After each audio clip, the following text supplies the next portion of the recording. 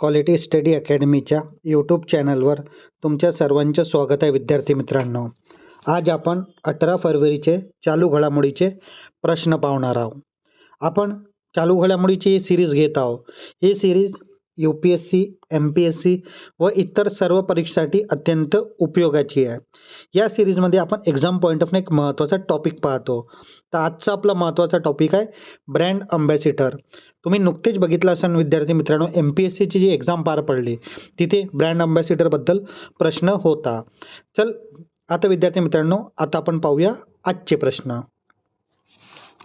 तर काल विचारला गेला प्रश्न होता तुमच्यासाठी विद्यार्थी मित्रांनो, स्टॅनफोर्ड युनिव्हर्सिटी 2025चे ग्लोबल AI व्हायब्रन्स रँकिंगमध्ये भारताचे कितवे स्थान आहे? तर भारताचे स्थान होतं 3रे, म्हणजे ऑप्शन क्रमांक 3 आपला योग्य उत्तर होता. त्यानंतर पुढला प्रश्न म्हणजे आजचे प्रश्न. 16व्या अखिल भारतीय पोलीस कमांडो स्पर्धेचे आयोजन कुठे करण्यात आलेले आहे? तर हे आयोजन मानसर हरियाणात करण्यात येणार आहे, म्हणजे ऑप्शन क्रमांक 2 आपला योग्य उत्तर राहील. आता आपण याबद्दल महत्त्वाची माहिती पाहूया. 16वे अखिल भारतीय पोलीस कमांडो स्पर्धा कोठे आयोजन? मानसर हरियाणा येथे. कालावधी 16 ते 28 फरवरी 2026 या दरम्यान. ठिकाण राष्ट्रीय सुरक्षा रक्षक कॅम्पस मानसर हरियाणा. यजमान नॅशनल सिक्युरिटी गार्ड NSG. सहभाग या स्पर्धात देशभरातील विविध राज्याचे पोलीस दल, केंद्रीय सशस्त्र पोलीस दल म्हणजे CAPF, एलिट कमांडो तुकड्या सहभागी झाल्या आहेत.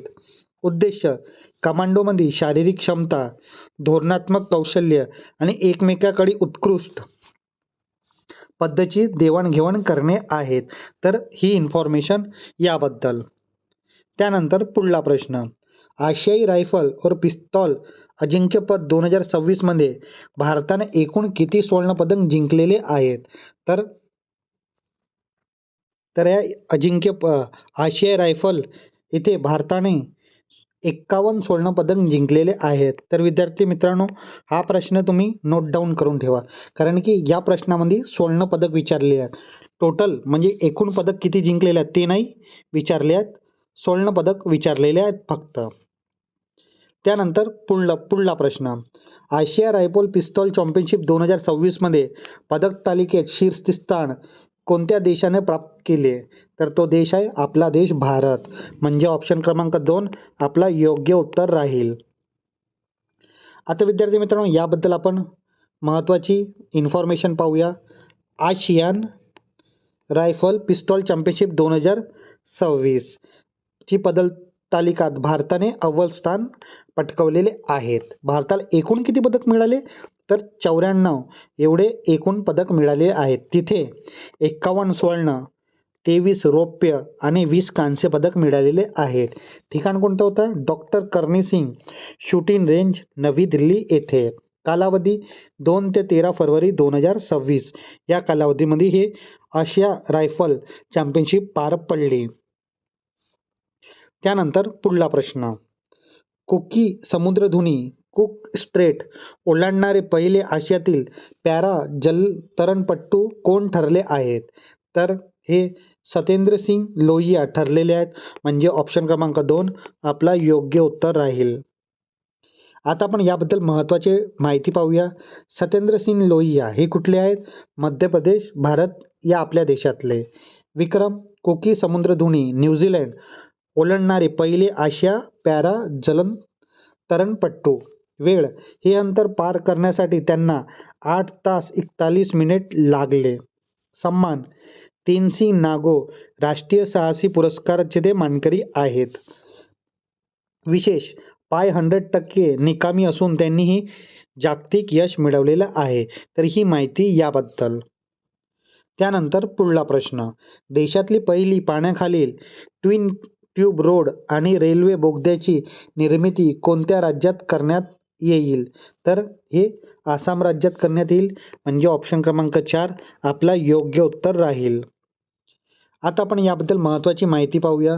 देशातील पहिली पाण्याखाली ट्विन ट्यूब रोड आणि रेल्वे बोगद्याची निर्मिती आसाम राज्यात करण्यात येणार आहे. स्थान ब्रह्मपुत्रा नदीच्या पात्राखाली आसाम.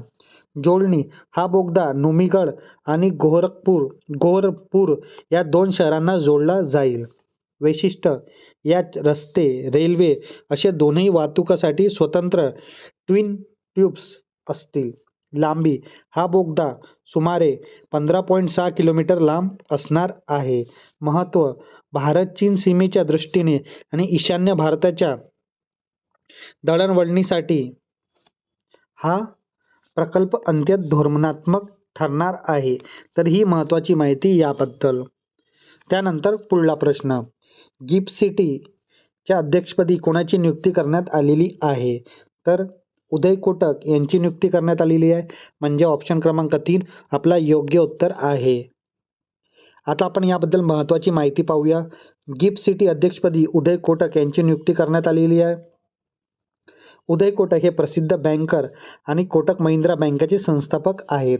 नियुक्ती 13 फरवरी 2026 रोजी गुजरात सरकारने ही घोषणा केली. कोणाची जागा घेतली? त्यांनी डॉक्टर हसमुख आदिया, माजी केंद्र वित्त सचिव यांची जागा घेतलेली आहे.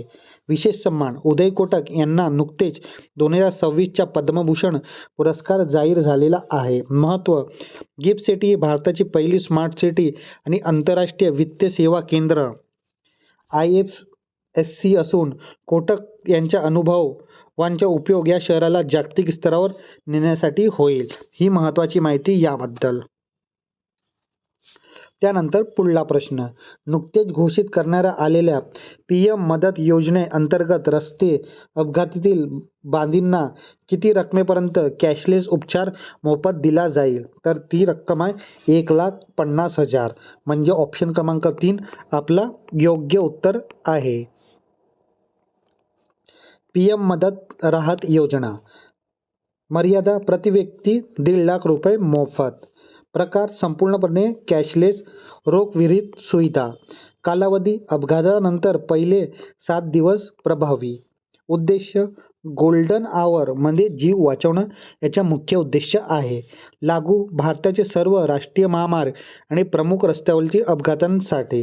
हेल्पलाईन तातडीनं मदतीसाठी 112 क्रमांक हा हेल्पलाईन नंबर राहणार आहे. तर ही माहिती PM मदत म्हणजेच PM राहत योजनाबद्दल. त्यानंतर पुढला प्रश्न. 17 फरवरी 2026 रोजी भारत फ्रान्स नवोपक्रम वर्ष 2026चे उद्घाटन कोठे करण्यात आले? तर हे मुंबई येथे करण्यात आले. म्हणजे ऑप्शन क्रमांक 3 आपला योग्य उत्तर आहे. आता आपण याबद्दल महत्त्वाची माहिती पाहूया.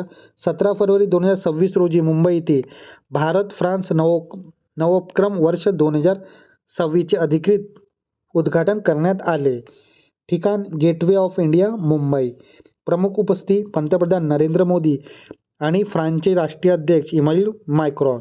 निर्मिती भारत फ्रान्स नवोपक्रम वर्ष 2026चे अधिकृत उद्घाटन. मुख्य लक्ष स्टार्टअप, तंत्रज्ञान आणि कृत्रिम बुद्धिमत्ता म्हणजे AI क्षेत्रात सहकार्य वाढवणं. चर्चा मुंबईच्या लोकभवन येथे द्विपक्षीय बैठक आयोजन करण्यात आलेलं आहे. आता पाहूया आपण त्यानंतर पुढला प्रश्न. इंडिया AI इम्पॅक्ट एक्स्पो 2026चा मुख्य उद्देश काय आहे? तर याचा मुख्य उद्देश आहे AIचा वापर सामाजिक प्रगतीसाठी करणे. म्हणजे ऑप्शन क्रमांक 2 आपला योग्य उत्तर राहील. आता विद्यार्थी मित्रांनो, आपण जे चालू घडामोडीची सिरीज घेत आहोत तिथे आपण एक्झाम पॉईंटमध्ये एक महत्त्वाचा टॉपिक पाहतो.